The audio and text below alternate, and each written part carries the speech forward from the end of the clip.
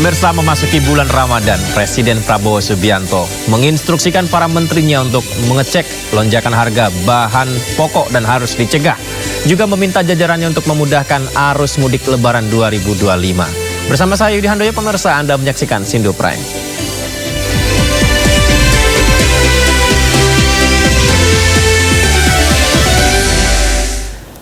Ya pemirsa, hasil sidang isbat untuk menetapkan awal Ramadan 1446 Hijriah, Kementerian Agama memutuskan 1 Ramadan jatuh pada 1 Maret 2025. Biasa aja terus.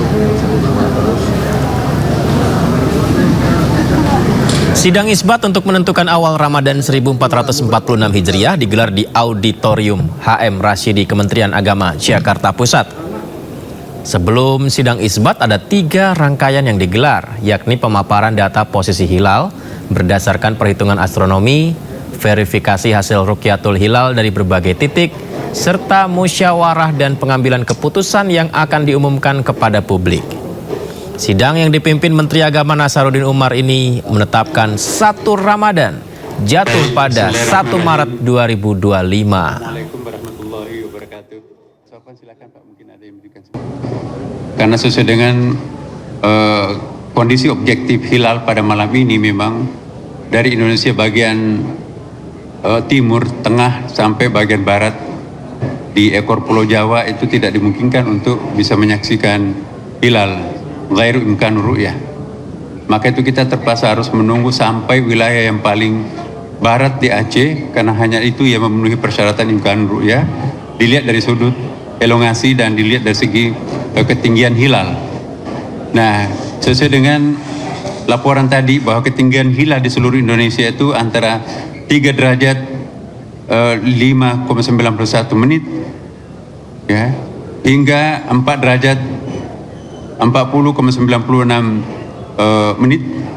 Sudut elongasi 4 derajat 47,3 menit hingga 6 derajat 24,14 menit ya, dan hilal terlihat sebagaimana laporan Saudara Direktur Jenderal Bimas Islam tadi, dan ternyata ditemukan hilal di provinsi paling barat di Aceh, sudah disumpah juga oleh hakim. Dengan demikian 2 orang yang menyaksikan hilal itu ditambah dengan pengukuhan oleh hakim agama setempat, maka pada malam ini diputuskan dalam sidang bahwa 1 Ramadan ditetapkan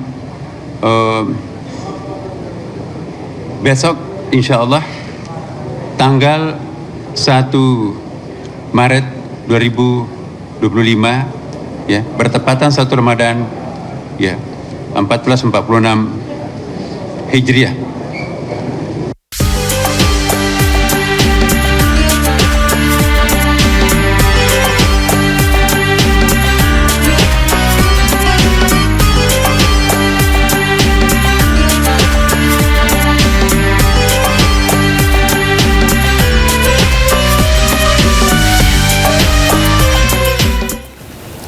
Presiden Prabowo Subianto telah menyiapkan secara matang pemirsa mengenai fasilitas transportasi dan pelayanan publik saat mudik Lebaran 2025 serta menurunkan harga tiket pesawat dan penurunan tarif tol. Hal ini pemirsa disampaikan Presiden dalam keterangan pers jelang Ramadan 1446 Hijriah di Pangkalan Udara Angkatan Udara TNI AU Halim Perdana Kusuma. Saya ingin mengucapkan selamat menjalankan ibadah puasa Ramadan bagi semua umat Islam yang menjalankannya. Juga mohon maaf lahir dan batin. Semoga ibadah kita diterima oleh Allah Subhanahu wa taala. Saya dalam beberapa pekan terakhir terus memantau perkembangan situasi produksi dan harga-harga pangan, dan saya juga sudah menyampaikan instruksi kepada Menko Pangan, Menteri Perdagangan, Menteri Pertanian, semua menteri terkait untuk memastikan ketersediaan bahan pokok dan mencegah adanya kenaikan dan lonjakan harga yang spekulatif. Ini kita harus bekerja keras supaya seluruh rakyat, terutama rakyat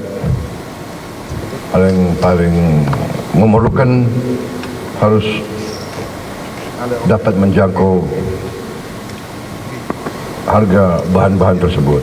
Dan saya yakin dan percaya kita akan lakukan itu, dan sudah kita lakukan itu. Tidak hanya pemantauan, tapi mengambil langkah-langkah eksekutif, langkah-langkah efektif untuk menjamin tidak ada spekulan-spekulan yang memanfaatkan kesempatan Ramadan ini untuk menaikkan harga yang tidak masuk akal. Kemudian Menteri Perhubungan, Menteri BUMN, Menteri PU, dan semua menteri terkait juga terus-menerus akan memantau dan memastikan semua fasilitas transportasi dan pelayanan publik dapat berjalan lancar, aman, dan memudahkan arus mudik masyarakat. Kita juga mempersiapkan penurunan harga tiket pesawat selama 2 minggu yang akan datang, dan juga penurunan tarif jalan tol di beberapa ruas jalan utama di saat liburan Idul Fitri dan Hari Raya Nyepi, yang waktunya kali ini sangat berdekatan. Ya, pemirsa, Presiden Prabowo Subianto meminta para menterinya mencegah harga pangan naik saat Ramadan. Kita akan membahasnya. Sudah bersama kami lewat sambungan Zoom juru bicara kantor Istana Kepresidenan Ujang Komarudin dan juga ekonom Dwi Andreas Santosa. Saya sapa narasumber istimewa saya. Selamat malam, assalamualaikum Pak Ujang, Pak Dwi, apa kabar? Selamat malam. Selamat malam. Waalaikumsalam ya. Bang Andreas. Terima kasih dan selamat berpuasa. Besok kita sudah ditetapkan akan puasa nih Pak Ujang dan juga Pak Dwi. Pak Ujang, mungkin ini tentu adalah harapan masyarakat banyak ya. Seperti yang diucapkan Pak Presiden tadi, ingin harga pangan tidak melonjak di Ramadan tahun ini. Tentunya kita berharap ini benar-benar terwujud. Tapi pertanyaannya, realisasinya gimana Pak Ujang? Ya, para menteri sudah kerja keras ya. Bahkan Menko Pangan, Menteri Pertanian, Menteri BUMN, Menteri Perdagangan, kemarin menteri-menteri terkait sudah melakukan operasi pasar di tanggal 24. Dan itu akan dilakukan terus hingga tanggal 28 di bulan Maret. Kami meyakini kerja keras para menteri itu tentu berbasiskan kepada kebutuhan dan keinginan publik, bahwa kebutuhan menjelang Ramadan ini biasanya kan harga-harga naik. Nah ini dipastikan agar memang harganya tidak naik. Di saat yang sama juga agar kebutuhan bahan pokok itu tersedia. Nah 2 poin inilah yang ditekankan oleh Bapak Presiden untuk para menterinya agar realisasi di lapangan itu betul-betul terjadi. Betul-betul harga-harga itu tidak naik dan barangnya ada. Ini yang penting karena bagaimanapun setiap tahun masalahnya sama. Kenaikan harga termasuk kelangkaan bahan pokok. Pak Presiden sudah paham itu, sudah lama mengkaji, meneliti, bahkan mengamati sejak beberapa hari yang lalu. Maka itu harus ada solusi dari para menteri atau dari para pembantu Bapak Presiden. Dan kami yakin dengan kerja keras yang dilakukan oleh para menteri, bahwa harga pangan tidak akan naik, ya tidak akan terjadi spekulasi ya. Di saat yang sama juga harga kebutuhan pokok akan tersedia di sudut-sudut di Republik ini. Insya Allah kami akan terus pantau ini, akan kami lakukan pengawasan dengan sungguh-sungguh sehingga betul-betul rakyat mendapatkan pelayanan yang baik dari pemerintah, pelayanan yang baik dari para menteri, dan agar rakyat juga tidak terbebani oleh hal-hal yang lain.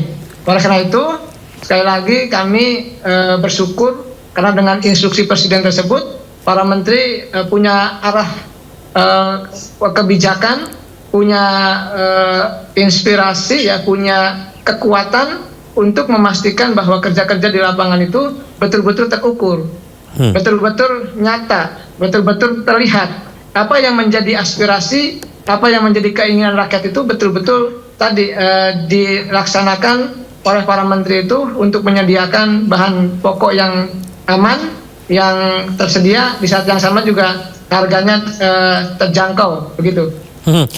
Pak Ujang, kalau kita simak yang disampaikan Presiden tadi sepertinya sebuah wanti-wanti ya ke menteri-menterinya, pokoknya jangan sampai ada kenaikan harga. Berarti ini termasuk keras dan tegas kepada para menterinya ya Pak Ujang?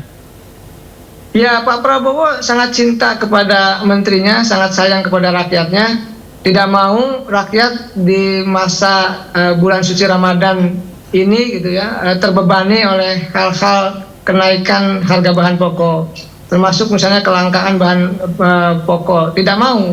Oleh karena itu tadi perintahnya sangat clear, sangat jelas, sangat tegas, memastikan para menterinya turun, memastikan juga agar distribusi termasuk sebelumnya produksi juga, termasuk juga pemantauan harga itu betul-betul dilakukan katakanlah 24 jam. Jangan sampai ada yang naik, jangan sampai ada yang tinggi, jangan sampai juga barang-barang hilang atau ditimbun oleh para spekulan. Jadi kami memahami apa yang menjadi tanggung jawab dari para menteri itu luar biasa berat, tetapi kalau dilakukan dengan gotong royong, kalau dilakukan dengan bersama-sama, maka insya Allah apa yang menjadi instruksi dari Bapak Presiden itu akan dilakukan dengan baik oleh para menteri. Baik, Pak Dwi, dengan apa yang disampaikan Presiden Prabowo, tentu saja ya setiap Ramadan tiba ini seperti sebuah budaya harga-harga pangan kebutuhan pokok masyarakat ini melonjak dan ini juga harus diwaspadai oleh pemerintah. Nah, yang membedakan sekarang supaya ini lebih bisa diantisipasi kenaikannya itu seperti apa, Pak Dwi? Iya, gini Mas, saya mengapresiasi kerja keras pemerintah untuk menstabilkan harga pangan ya. Ya walaupun harus mau tidak mau, suka tidak suka harus diakui kapasitas pemerintah sangat terbatas. Sebenarnya kalau pemerintah memiliki stok yang memadai untuk berbagai komoditas tersebut, paling tidak 11 komoditas utama tersebut, maka pengendalian pangan akan bisa dilakukan dengan baik. Tapi karena kapasitas pemerintah terbatas, sehingga yang bisa dilakukan pemerintah adalah menghimbau. Jadi karena apa? Ya memang di beberapa tempat misalnya di PT POS sudah diturunkan, tapi itu kan amat sangat sedikit dibanding dengan total konsumsi yang ada. Nah, kalau kita melihat harga ya dalam seminggu terakhir ini harga itu naik antara 2 sampai 22%, tergantung komoditasnya. Komoditas yang naik relatif tinggi itu cabai merah besar, ini catatan dari situs Bank Indonesia ya, itu 22,8%. Lalu yang kenaikannya relatif rendah ini daging, ayam ras, walaupun ini saya dengar dari ini langsung dari pasar ya, harga daging ayam ras dan telur beberapa hari terakhir ini naik cukup tinggi. Dari angka 27.000 untuk daging ayam ras ini sudah naik sampai hampir 40-an ribu. Ini ya di Bogor ya, mungkin di tempat-tempat lain ya bisa berbeda-beda. Jadi kenaikan itu satu hal yang tidak bisa dihindari, karena kalau kita lihat, dan ini polanya tahunan akan seperti ini, dan tiap tahun saya akan diundang terus ini untuk menyampaikan ini. Jadi kenaikan harga, pola kenaikan harga itu pola pelana kuda. Jadi pemerintah sebenarnya tidak perlu cemas berlebihan juga, pelana kuda. Dan biasanya itu seminggu sebelum Ramadan, sebelum puasa, itu biasanya naik. Sampai detik ini naik kan harganya kan. Dalam seminggu terakhir ini tadi kenaikannya antara 2 sampai 22% untuk tergantung komoditasnya kan. Jadi kenaikan. Lalu ya sudah barang tentu ada komoditas yang karena pas waktunya, misalnya beras ini turun, relatif turun atau stabil. Tapi yang lainnya naik rata-rata. Jadi itu. Jadi ada pola pelana kuda Mas. Pelana kuda itu maksudnya kira-kira seminggu sebelum Ramadan, sebelum puasa itu biasanya harga naik. Kenapa naik? Itu mekanisme pasar biasa, karena permintaan meningkat cukup tinggi kan, untuk berbagai kebutuhan. Lalu ada yang mereka ya semacam selamatan, ada curah kalau di Jawa Barat dan sebagainya, sehingga kenaikan itu biasanya terjadi. Jadi itu kenaikan, lalu kemudian nanti harga turun. Jadi pemerintah juga nggak perlu khawatir. Saya pastikan nanti dalam tempo beberapa hari ke depan nanti harga akan turun lagi. Nah setelah turun lagi, nanti mendekati Lebaran naik lagi. Nah, lalu kemudian turun lagi, itu yang pola pelana kuda yang kami pelajari terkait dengan fluktuasi harga pangan menjelang puasa dan ketika puasa dan di Lebaran. Jadi itu Mas, itu yang pola pertama Mas. Pola kedua itu pola tahunan, nggak bisa dihindari kan. Misalnya ya harga ayam, daging ayam, telur ayam itu trennya akan turun biasanya sampai bulan Februari Maret, lalu kemudian mulai itu naik. Naik nanti puncaknya di bulan Juli, setelah bulan Juli kemudian turun lagi. Jadi itu polanya seperti itu dan tidak bisa dihindari. Dan itu pola itu di beberapa komoditas, misalnya ya komoditas bawang merah juga akan seperti itu polanya. Justru trennya turun lalu kemudian nanti naik terus dan itu tidak bisa dihindari, mau hari raya atau tidak, tidak bisa kita hindari itu. Berarti apa yang disampaikan pemerintah dalam hari ini Presiden itu semacam sebuah formalitas sajakah? Karena polanya pun memang setiap tahun akan seperti itu. Pemerintah tanpa berbuat apapun kenaikan turunnya juga akan tetap terjadi. Iya, dalam arti gini Mas, kenaikan ataupun penurunan harga itu kan hukum pasar ya. Nah, hukum pasar bisa kita ubah bila pemerintah memiliki cadangan untuk komoditas yang bersangkutan cukup besar. Sehingga ketika ada situasi ketika harga mulai naik, pemerintah menggelontorkan stoknya sehingga harga akan tertekan turun. Tapi ketika pemerintah nggak bisa megang stok, lalu bagaimana mengintervensinya? Ya, jadi itu. Sehingga yang sekarang ini naik turunnya seperti tadi saya sampaikan, pola pelana kuda itu umum. Sudah puluhan tahun akan seperti itu kan, pola pelana kuda itu naik menjelang puasa lalu kemudian turun, lalu kemudian mendekati Lebaran naik lagi lalu turun lagi. Baik. Di luar pola yang tadi yang saya sebut pola tahunan. Jadi itu Mas. Baik, berikutnya saya minta tolong Pak Ujang untuk menanggapi. Bagaimana Pak Ujang? Ya tentu tadi ya tidak formalitas, tapi memang ini sebuah kebijakan yang jelas untuk memastikan harga-harga itu rasional. Kenaikan iya apa yang disampaikan oleh Bapak Andreas ya bisa saja terjadi di lapangan, tetapi jangan sampai kenaikan itu ya betul-betul yang tidak rasional, ini yang menjadi persoalan. Oleh karena itu Pak Presiden percaya bahwa intervensi pemerintah itu menyediakan bahan pokok itu betul-betul dilaksanakan oleh para menteri. Di saat yang sama juga tadi meredam gejolak harga yang berbagai teori mengatakan yang disampaikan oleh Pak Andreas itu betul-betul tidak spekulatif harganya. Kalau harga itu tidak rasional bagi masyarakat itu kan bisa menjadi persoalan. Oleh karena itu kami percaya bahwa apa yang dilakukan oleh Bapak Presiden termasuk para menteri untuk memastikan kestabilan harga itu bisa kita lakukan, bisa kita intervensi. Banyak yang tentu dilakukan oleh Bapak Presiden ya. Tadi stimulus sudah dilakukan oleh Bapak Presiden, termasuk bagaimana memastikan Ramadan ini tenang dan senang, lalu juga aman terkait dengan persoalan mudik juga. Oleh karena itu, pemerintah perlu mengatur, memastikan bahwa tadi kesediaan bahan pokok itu tersedia dan ada barangnya, tidak hilang, tidak ditimbun. Tidak juga barangnya nggak ada, itu menjadi persoalan kalau seperti itu. Oleh karena itu untuk memastikan itu ada, maka perlu kerja keras dari para menteri untuk memantau, mengawasi produksi, distribusi termasuk penyediaan di lapangan. Yang kedua tadi yang paling penting adalah harganya terjangkau, harganya tidak irasional ya. Itu yang menjadi persoalan kalau harganya terlalu tinggi. Oleh karena itu kami tetap berpegang teguh pada instruksi Bapak Presiden bahwa ini adalah garis kebijakan yang berpihak kepada publik, berpihak kepada rakyat, yang memastikan bahwa pemerintah hadir, negara hadir dalam konteks penyediaan bahan sembako ya yang penting di bulan suci Ramadan ini, termasuk dalam konteks untuk menstabilkan harga agar tidak ada gejolak harga yang spekulatif itu.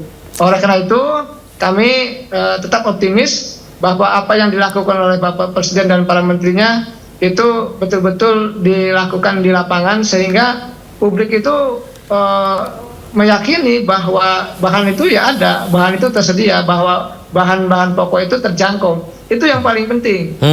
Pak Dwi, memang penting juga berarti Ya. Pak Dwi menjaga agar kenaikan harga tidak terlalu tinggi di luar rasional, sehingga ya pemerintah wajar harus melakukan tindakannya untuk meredam kenaikan harga yang hingga tidak spekulatif. Iya, saya amat sangat setuju Mas terkait dengan itu. Dan saya tadi sudah saya sampaikan, saya mengapresiasi langkah-langkah yang dilakukan pemerintah. Tapi kan ada mekanisme lain ya yang tadi sudah saya sampaikan, kan mekanisme pasar yang berlaku. Dan mekanisme pasar yang berlaku ini pemerintah memang tadi sudah disampaikan Pak Ujang harus menjamin distribusi bisa lancar, tidak ada yang menimbun barang dan lain sebagainya. Tapi kan mekanisme pasar ini kan supply dan demand kan. Ketika misalnya akhir-akhir ini seminggu terakhir ini ada berbagai kenduren, kalau di Jawa kan ada cucurak dan lain sebagainya, sudah barang tentu akan meningkatkan permintaan. Ketika permintaan meningkat, sudah barang tentu harga meningkat. Ya walaupun pemerintah tidak perlu khawatir juga, karena apa, peningkatannya biasanya nggak besar kok. Ya memang tadi saya sampaikan peningkatan ini harga seminggu terakhir ini ya itu antara 2-22% itu memang peningkatannya, tapi kan tergantung komoditasnya. Ada beberapa komoditas misalnya beras itu justru melandai atau bahkan turun sedikit. Karena apa? Memang saat ini sedang puncak panen raya. Lalu beberapa yang mungkin perlu dipertimbangkan pasca lebaran, ini yang perlu dipertimbangkan. Karena pasca lebaran nanti perkiraan saya sesuai dengan pola tahunan, nanti daging ayam, telur ayam akan naik, lalu kemudian bawang merah akan naik, lalu gula ini yang harus kita antisipasi. Untuk itu ketika tahun lalu pemerintah mencanangkan tidak impor gula untuk konsumsi, saya tulis di Kompas saat itu di berbagai pernyataan, dan rasanya tidak mungkin pemerintah nggak impor kan, karena apa, harga gula itu terus mengalami kenaikan Mas. Di Januari tahun lalu itu 17.500, saat ini sudah 19.000. Sehingga kemudian pemerintah melakukan langkah kan, barusan kan minggu lalu kan akhirnya diputuskan impor 200.000 ton, 200 atau 250.000 ton. Jadi itu. Dan itu juga langkah yang betul, masuk akal, karena memang tren gula itu sangat tergantung stok akhir tahun kan. Padahal kita baru akan panen itu sekitar bulan Mei pada. Itu yang saya hitung itu hanya tahan 3,9 bulan. Sehingga untuk itu kan akhirnya pemerintah memutuskan impor. Dalam arti apa? Yang paling penting bagaimana untuk terkait dengan stabilisasi harga pangan, pemerintah bertindak rasional lah, sesuai dengan stok dan yang ada. Jadi itu Mas. Baik, terakhir mungkin Pak Ujang, sambil saya menyampaikan titipan pesan dari masyarakat Indonesia agar benar-benar Presiden, pemerintah menjaga harga kebutuhan pokok di bulan Ramadan hingga puasa, hingga Lebaran nanti bisa terjaga. Pak Ujang. Ya, Bapak Presiden sangat sayang ya, sangat cinta kepada rakyat Indonesia. Oleh karena itu, apa yang disampaikan oleh beliau tadi itu betul-betul melegakan ya. Artinya menterinya didorong untuk bekerja keras, memastikan agar sembako itu tersedia, dan di saat yang sama juga agar harga juga tidak naik. Itu tentu menjadi perhatian dari para menteri untuk memastikan di lapangan menjelang Ramadan ini, bahkan besok sudah Ramadan, dan tentu Pak Presiden juga sudah menyampaikan selamat bulan suci Ramadan, selamat beribadah, dan kami yakin rakyat Indonesia sangat paham dengan kebijakan Bapak Presiden. Oleh karena itu kami meminta doa restu dari seluruh rakyat Indonesia untuk memastikan bahwa bulan suci Ramadan ini semuanya berjalan dengan tenang, nyaman, aman, sehingga tadi kebutuhan bahan pokok tersedia, harga tidak naik, dan kita bisa melaksanakan ibadah puasa dengan tenang begitu. Amin, amin. Amin ya Rabbal Alamin. Terima kasih banyak Pak Ujang, Pak Dwi Andreas. Sekali lagi selamat puasa. Besok kita puasa ini. Terima kasih banyak sudah bergabung di Indo Prime. Selamat malam. Assalamualaikum. Pemirsa, kita ke informasi lainnya. Retret kepala daerah di Akademi Militer Magelang telah usai. Dan di hari terakhir, Presiden Prabowo Subianto memberikan arahan dan menutup retret kepala daerah di Akademi Militer Magelang, Jawa Tengah. Ini adalah suasana di hari pamungkas Presiden Prabowo Subianto yang juga mengisi langsung acara penutupan sekaligus memberikan arahan, pembekalan kepada ratusan kepala daerah yang ikut retreat ini. Kita lihat ada Mendagri ya, dan juga kepala daerah lain, di mana Presiden juga memantapkan implementasi visi misi poin-poin Astacita Prabowo Gibran untuk diterapkan kepada seluruh kepala daerah di daerahnya masing-masing. Seperti yang kita saksikan bersama-sama selama retret puluhan menteri dan kepala lembaga ikut penanaman materi kepemimpinan serta pemahaman tentang bagaimana menjalankan pemerintahan yang ideal.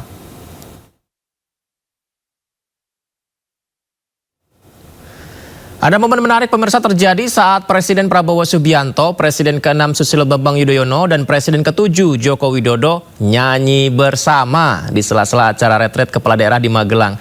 Lagu apa yang mereka nyanyikan? Lagu Kamu Nggak Sendirian dan Koyo Jogja Istimewa.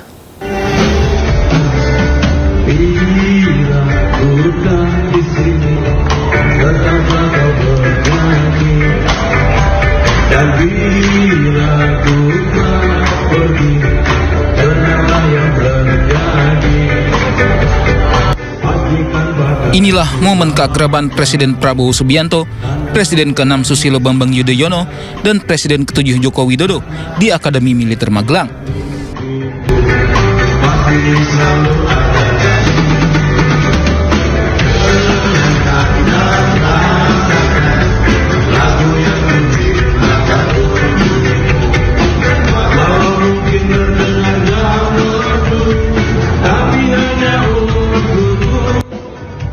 Bersama mereka menyanyikan lagu Kamu Nggak Sendirian karya band Tim X. Momen ketiganya nyanyi bareng terjadi saat gala dinner retret kepala daerah pada Kamis malam.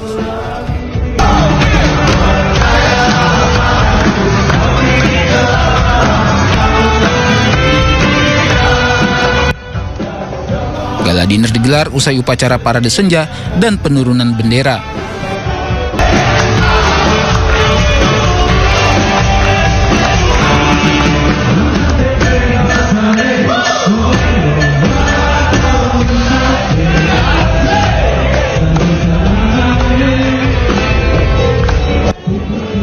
Prabowo, SBY, dan Jokowi juga menyanyikan lagu Koyo Jogja Istimewa karya Underboy Gang.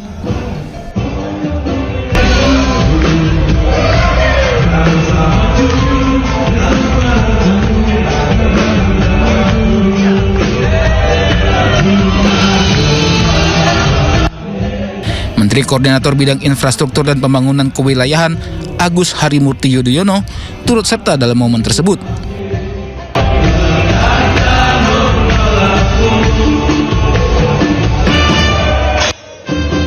Kehangatan suasana makin terasa dengan antusiasme para peserta retret.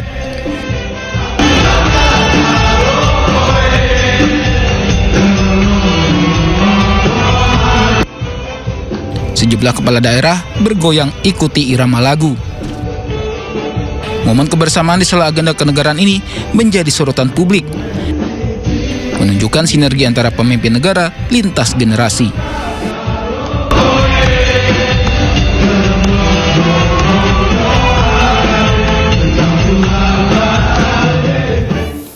Pemirsa, jaminan kehilangan pekerjaan diatur dalam PP nomor 6 tahun 2025 menyebutkan bahwa para korban PHK berhak atas 60% gaji selama 6 bulan. Wakil Menteri Ketenagakerjaan Immanuel Ebenezer mengatakan JKP merupakan jaring pengaman sosial agar keluarga pekerja tetap memiliki uang untuk bertahan hingga mendapatkan pekerjaan yang baru. Pertama-tama mereka semua dapat ya, semua dapat kawan-kawan buruh. Tapi syaratnya begini, pertama harus terdaftar. Terdaftar, kedua perusahaan juga harus mendaftarkan ke kita. Kalau tidak itu tanggung jawab perusahaan. Jangan sampai lagi nanti perselisihan hal yang kayak begini dilempar ke kita semua. Di sisi lain persoalan sangat administratif itu penting kan, pendaftaran itu kan administratif ya. Itu penting untuk kita ketahui karena itu menjadi ketentuan, karena itu kan terkait data. Misalnya perusahaan melakukan PHK, berapa yang mereka PHK? Lantas kewajiban-kewajiban perusahaan industrial apakah sudah terpenuhi? Jangan-jangan mereka hanya mendaftarkan tapi ya kita tidak tahu kewajiban perusahaan terhadap kawan-kawan pekerja ini. Gitu. Yang jelas semua mendapatkan yang namanya jaminan kehilangan pekerjaan ini dengan syarat tadi dan ketentuan tadi. Mereka harus didaftarkan oleh perusahaan. Pemirsa, saksikan keseruan perbincangan Yasmin Atania bersama Wakil Menteri Ketenagakerjaan Immanuel Ebenezer hanya di One on One Sindo News TV Jumat 28 Februari pukul 21.30 waktu Indonesia Barat. Dan pemirsa, akhirnya usai sudah Sindo Prime hari ini. Jangan lupa Anda bisa mendapatkan informasi terkini dan terbaru melalui portal yang menghadirkan berita daerah, berita nasional dan internasional tentunya di sindonews.com. Selamat berpuasa pemirsa. Sehat selalu ya. Sampai jumpa.